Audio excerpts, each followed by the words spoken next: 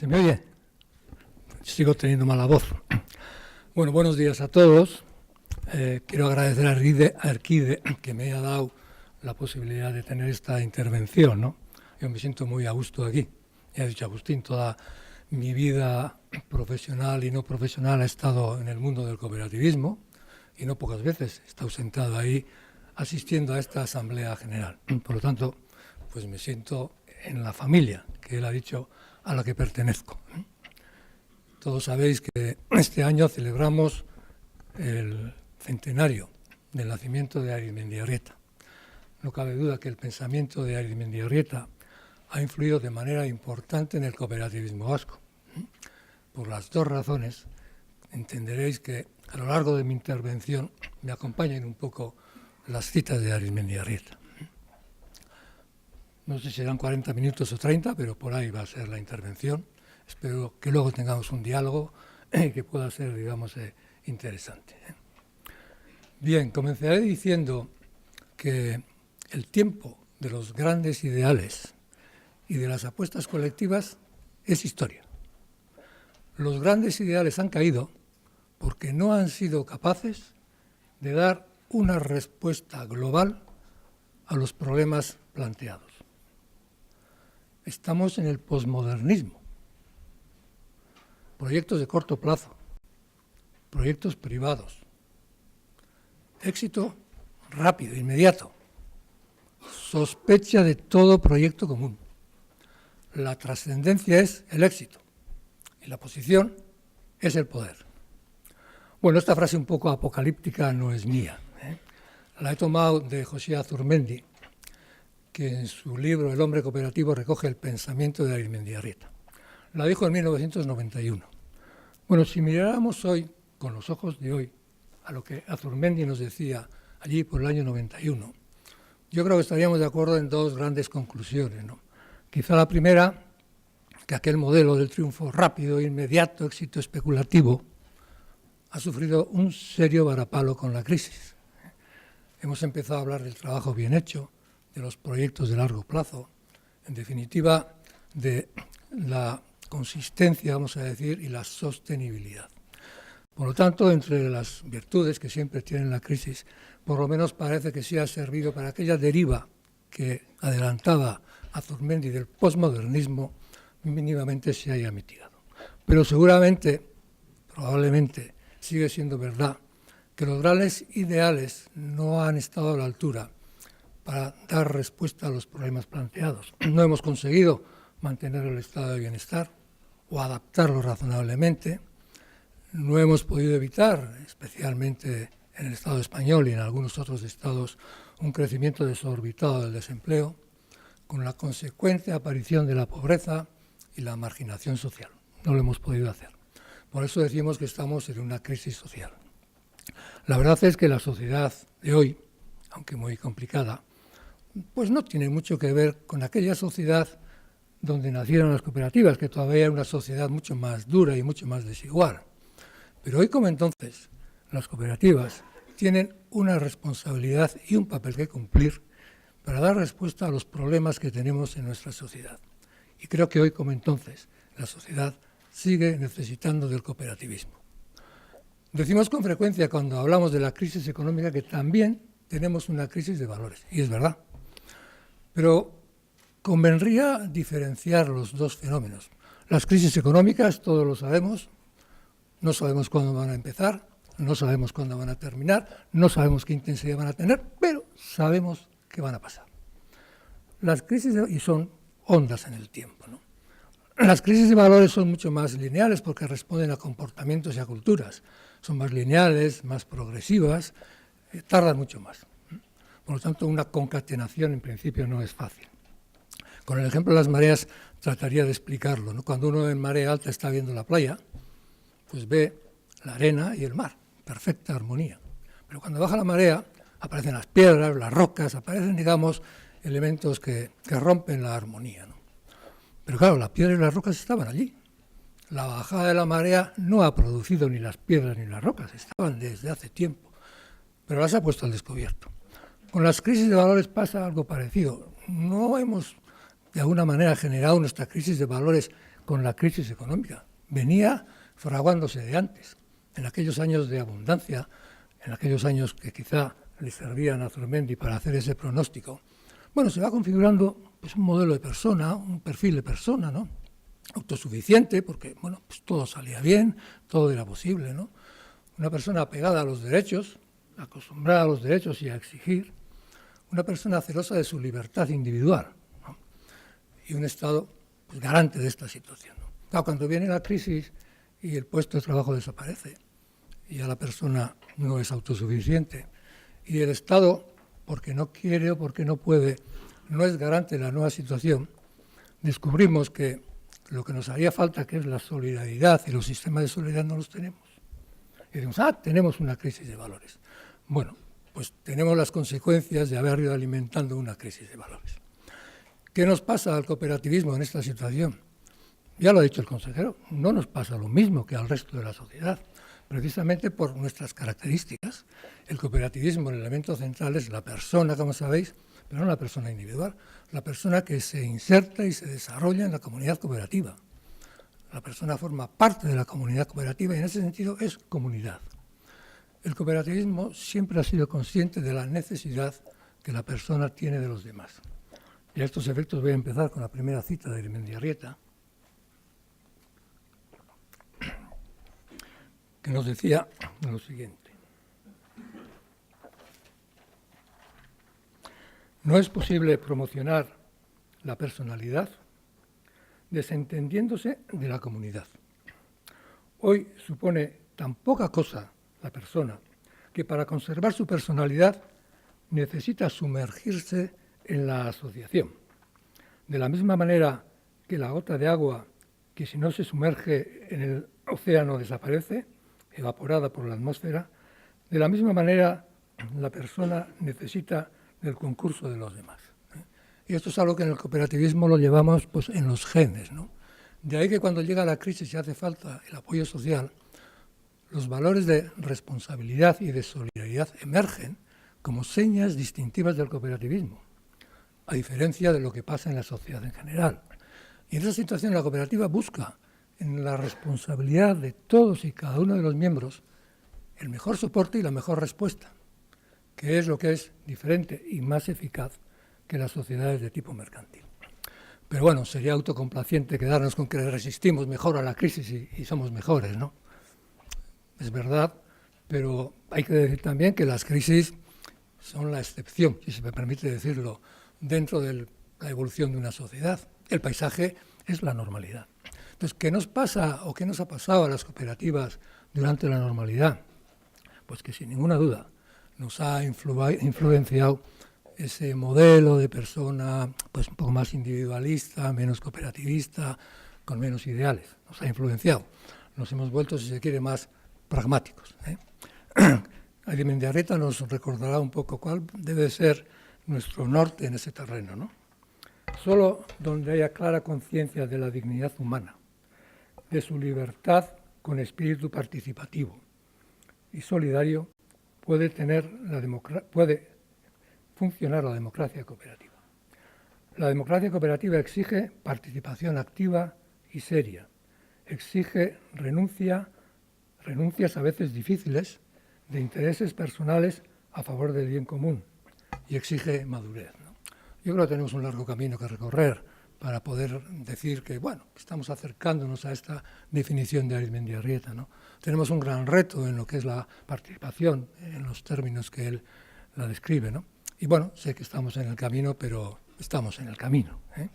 Ese pragmatismo un poco que sí que creo que nos caracteriza, que tiene sus virtudes, no lo voy a negar, se aprecia también cuando hablamos de nuestros datos, de nuestra vida, digamos, pues en las comunicaciones que hacemos hacia la sociedad, ¿eh? En general, resaltamos nuestros datos económicos, si hemos crecido mucho o poco, si hemos exportado más o menos, los empleos que hemos creado, las inversiones que hemos hecho o lo que hemos ganado. Parece que es el examen que tenemos que pasar delante de la sociedad. De alguna manera, damos más importancia a nuestro proyecto empresarial que a nuestro proyecto cooperativo. El contrapunto de Arizmendiarrieta creo que también puede ser interesante, ¿no? Él nos decía, no se debe de juzgar a estas entidades cooperativas en función de cifras de inversión, producción o beneficios. Estos factores no dejan de tener su importancia, pero la vitalidad del movimiento cooperativo,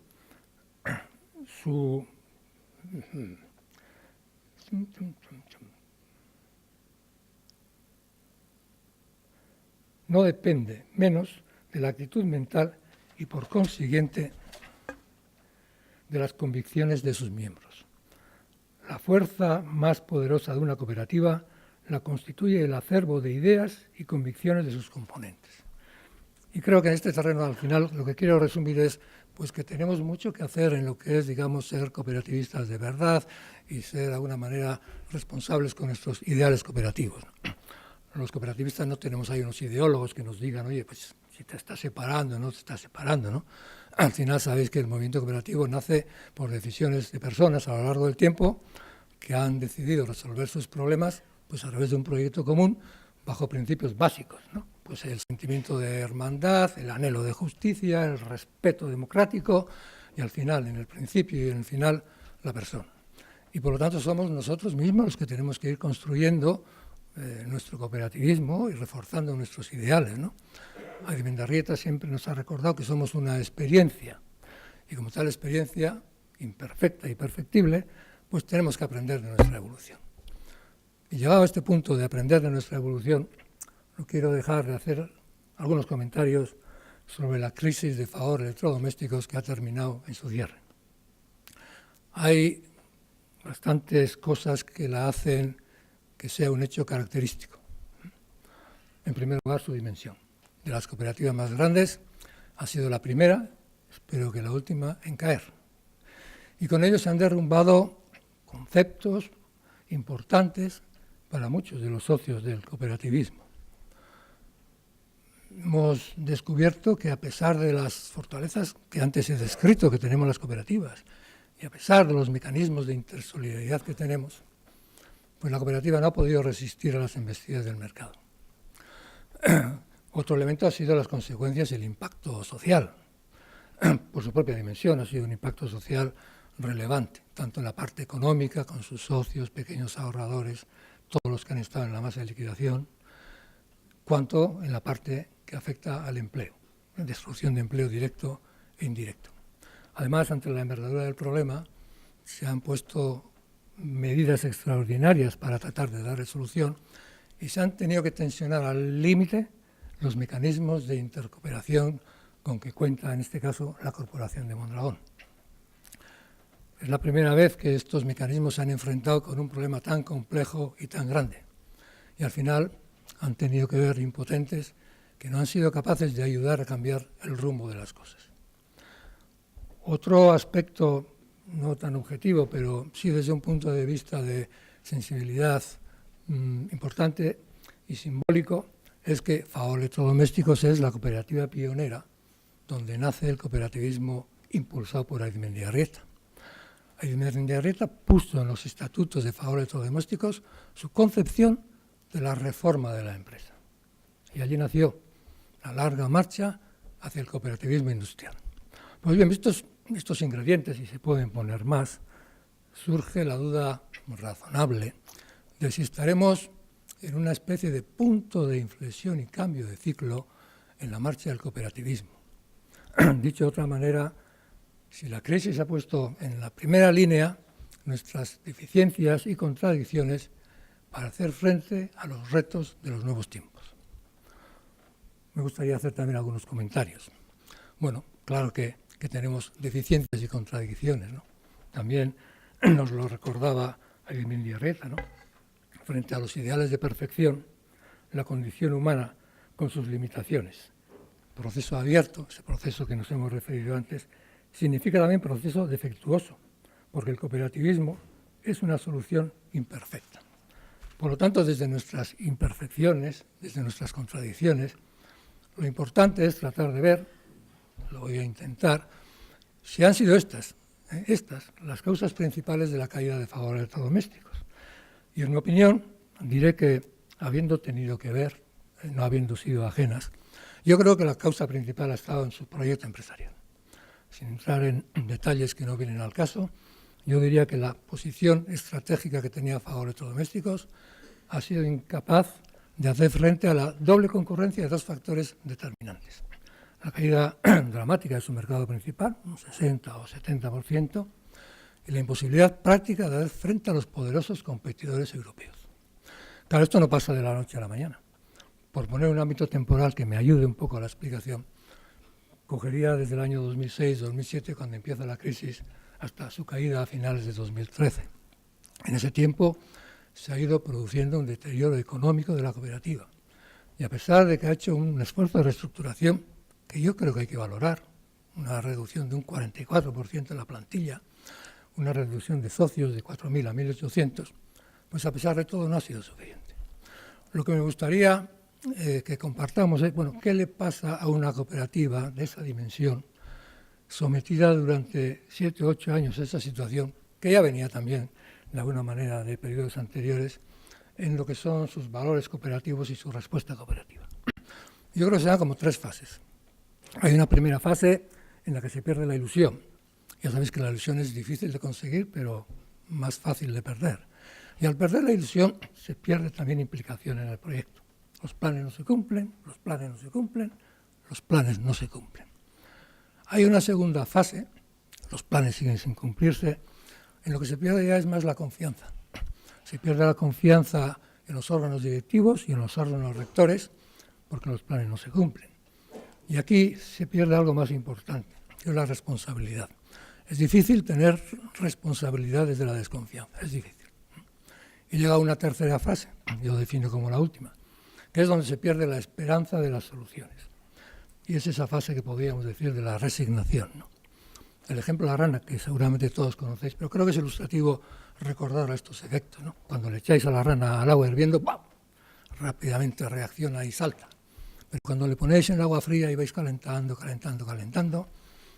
y el agua empieza a hervir, la rana ya no puede saltar. Y las consecuencias, como hemos podido ver, resultan dramáticas. Pues bien, hecha esta explicación, que es mi visión de lo que le ha pasado a favor de electrodomésticos, cabría preguntarse en qué medida, qué enseñanzas, qué punto de inflexión puede derivarse. Y yo diría que mi respuesta sería que sí y no. Hay enseñanzas desde un plano que voy a comentar y hay otras en las que no es necesario, digamos, complicarse la vida. La primera enseñanza es algo que antes he repetido. Hemos descubierto que nuestras cooperativas más importantes, a pesar de sus fortalezas, tanto individuales como de mecanismos, pueden caer.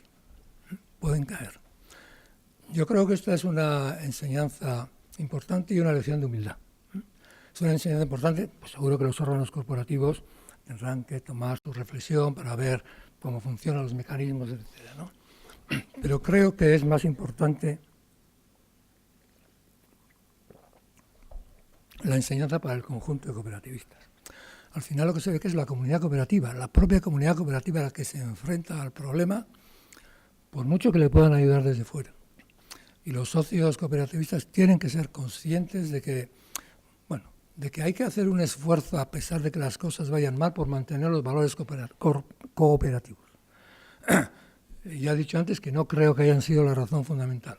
Seguro que en otras muchas situaciones los valores cooperativos han permitido que no se llegara a esta situación tan fatal. Pero lo que estoy convencido es que si se mantienen con firmeza los valores cooperativos, aun la solución fatal será menos dramática que la que a mí me parece que ha sido en favor de electrodomésticos. La segunda enseñanza, diría yo, también de humildad, es que no siempre el cooperativismo es la mejor fórmula para dar respuesta a cualquier situación, no siempre.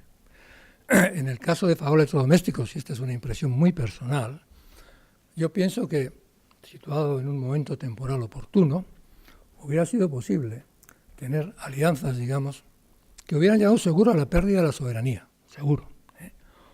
O yendo más lejos, hubiera sido posible la absorción por alguno de los competidores, lo que hubiera llegado a la pérdida de la condición cooperativa. ¿Son estas cuestiones contrarias a nuestros principios?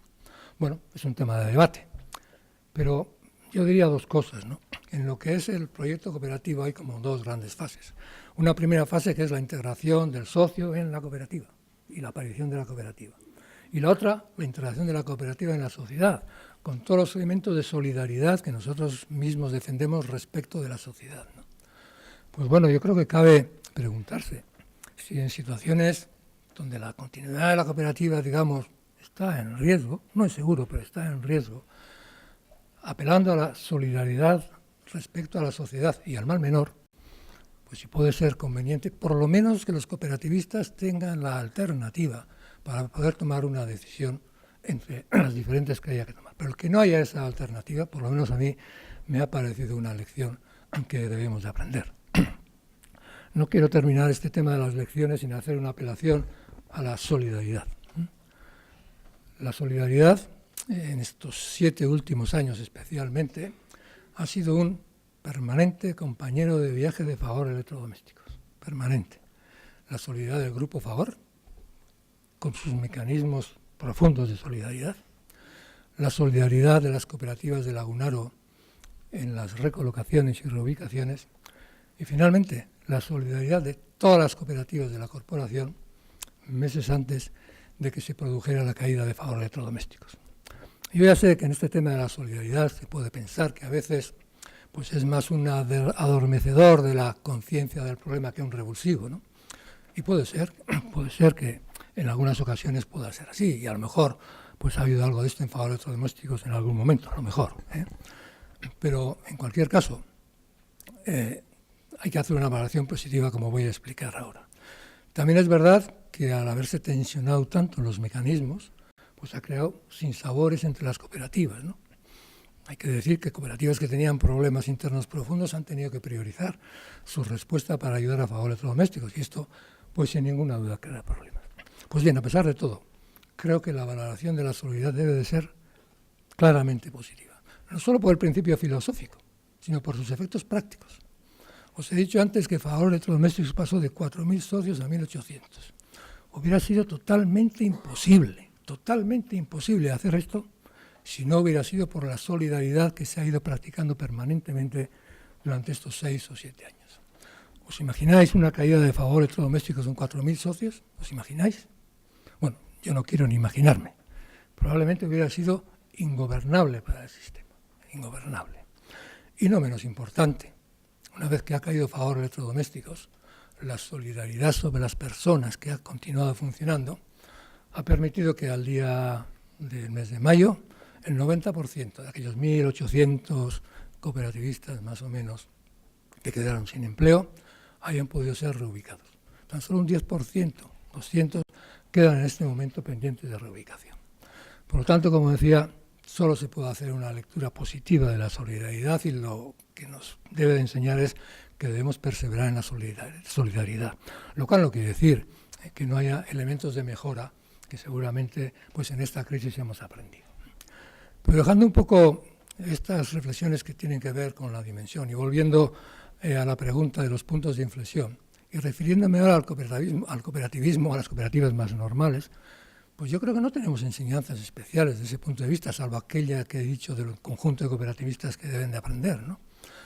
Lo cierto es que a mí me hubiera preocupado mucho más que hubieran caído 10 o 12 cooperativas medianas, aunque su efecto en el empleo, su efecto en el económico, su efecto social hubiera sido menos importante, porque eso sí hubiera sido una especie de riesgo sistémico. Esa defensa que hacemos, digamos, de la capacidad de la cooperativa para hacer frente a la crisis, pues los hubiéramos tenido que mirar, ¿no? Pero no ha sido así, no ha sido así. El conjunto de las cooperativas ha resistido bien a la crisis.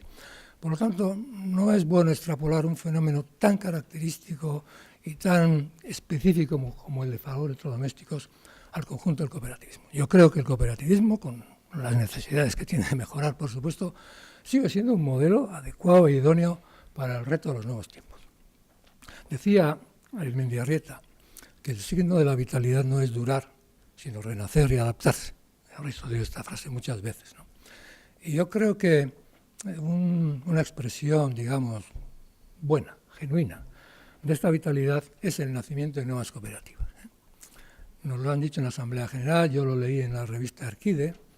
El año 2014 ha sido un año récord en la constitución de nuevas cooperativas. Estoy entrando en el concepto más que en la dimensión, ¿no? Son las paradojas.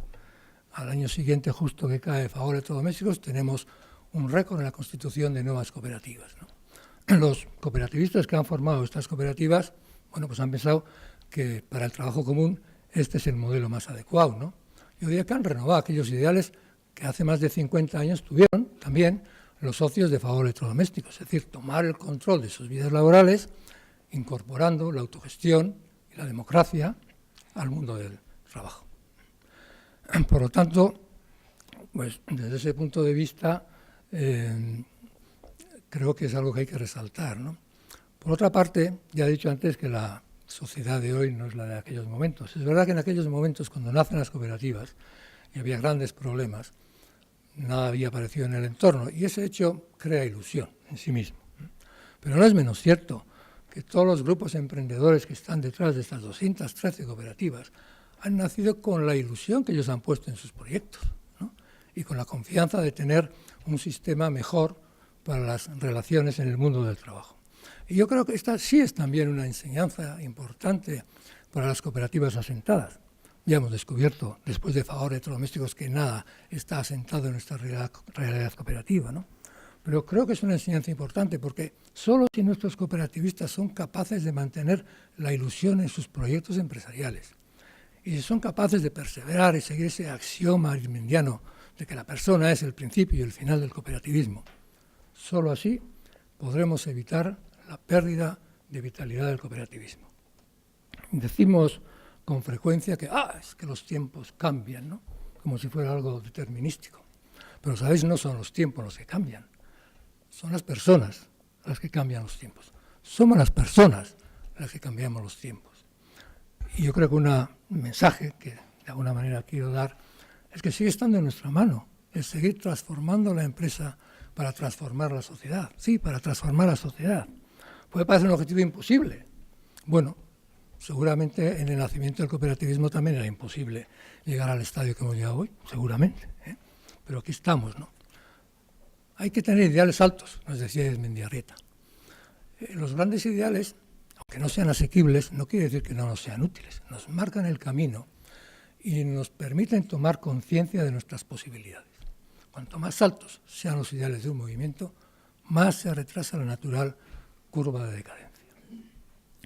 Conscientes de que el riesgo forma parte de la vida y de que no hay soluciones de éxito per se, tenemos que ser conscientes también que en los nuevos tiempos tenemos nuevas posibilidades. Si algo caracterizó, o más que caracterizar, fue invariable, en el pensamiento de Arizmendiarrieta, que fue muy evolutivo, pero si algo fue invariable, constante, permanente, fue su fe en la persona y su capacidad ilimitada en el trabajador autogestionado. Él decía, aquel que sea capaz de creer más y de albergar una esperanza mayor en las posibilidades de la persona, aquel será capaz de seguir empujando a la humanidad hacia adelante. Y con esta frase de él quiero terminar, ¿no? Seguir empujando a la humanidad hacia adelante desde la fe en la persona y la confianza en la comunidad cooperativa, porque siempre hay un paso más que dar. Eskerrik asko.